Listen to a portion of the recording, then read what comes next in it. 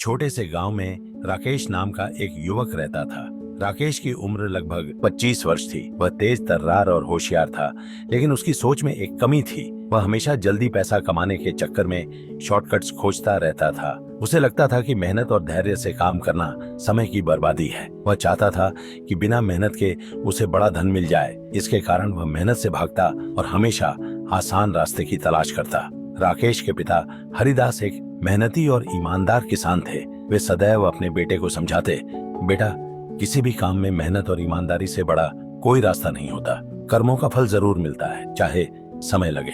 लेकिन राकेश उनकी बातों को नजरअंदाज करता और सोचता, मेहनत से क्या फायदा, जल्दी पैसा कमाना जरूरी है।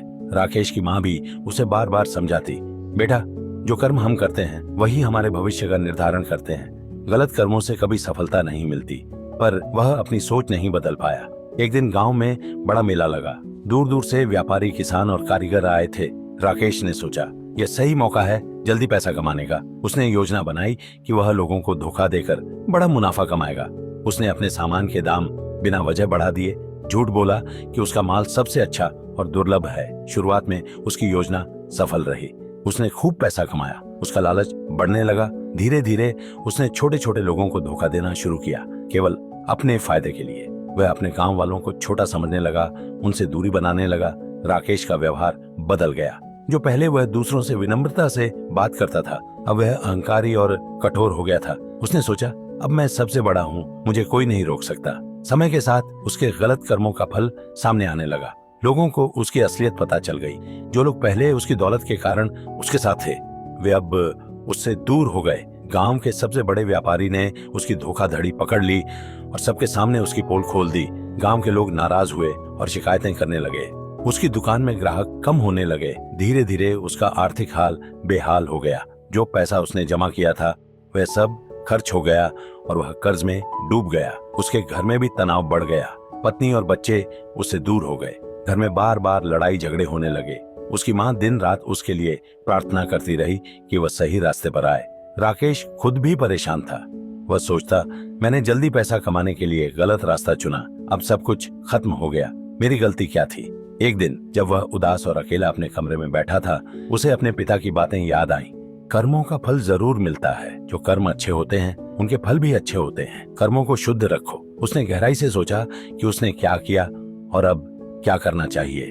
उसने ठाना कि अब से वह अपनी गलतियों से सीख लेकर सही रास्ते पर चलेगा।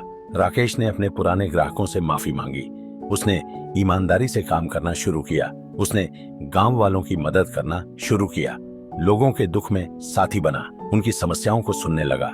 उसने अपने कर्मों को सुधारने में जी जान लगा दिया। धीरे धीरे लोग उसकी अच्छाई को महसूस करने लगे। उसकी दुकान फिर से चलने लगी। रिश्ते सुधरने लगे। अब वह न केवल अमीर था, बल्कि एक सम्मानित व्यक्ति भी बन गया। राकेश ने समझा कि जीवन में सफलता अस्थायी होती है अगर कर्म गलत हो, और असफलता स्थायी नहीं होती अगर हम सही कर्म करें।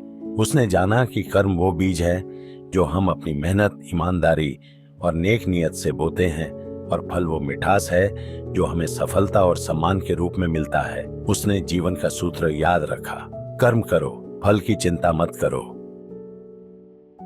हमें इस कहानी से यह सीख मिलती है, ईमानदारी और मेहनत से किया गया कोई भी काम व्यर्थ नहीं जाता। चाहे सफलता तुरंत न मिले, लेकिन निश्चित ही मिलेगी। गलत कर्मों का फल हमेशा बुरा होता है, चाहे वह थोड़ा देर से भी आए। लालच और छल से भरा जीवन कभी स्थायी खुशियां नहीं ला सकता। सच्चे और नेक कर्मों से न केवल सफलता मिलती है, बल्कि समाज में सम्मान भी बढ़ता है। अपने कर्मों को शुद्ध और नेक रखो, क्योंकि कर्मों का फल अवश्य मिलता है। अंतिम प्रेरणा, जैसे किसान मेहनत से बीज बोता है और धैर्य पूर्वक उसे पानी देता है, वैसे ही हमें भी अपने कर्मों में मेहनत और ईमानदारी बरतनी चाहिए। परिणाम चाहे देर से आए, पर जरूर आएगा। इसलिए हमेशा याद रखो, कर्म करो, फल की चिंता मत करो। अपने कर्मों से कभी समझौता मत करो, क्योंकि वही तुम्हारे जीवन की सबसे बड़ी पूंजी है।